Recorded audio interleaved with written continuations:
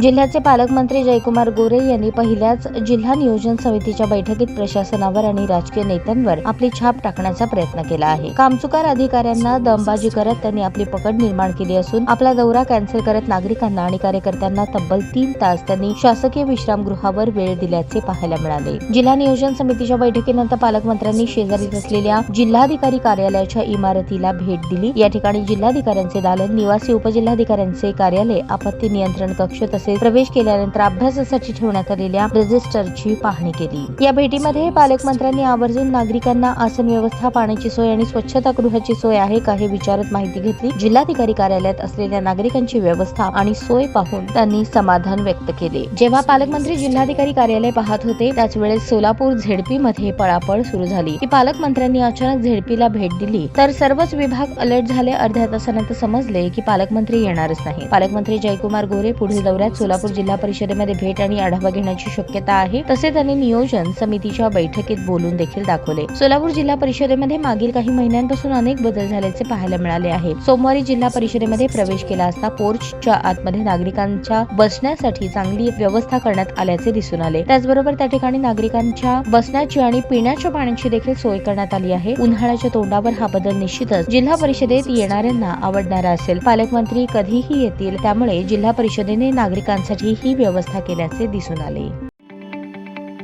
ताज्या बातम्या पाहण्यासाठी प्राईम महाराष्ट्र न्यूज चॅनलला सबस्क्राईब करा।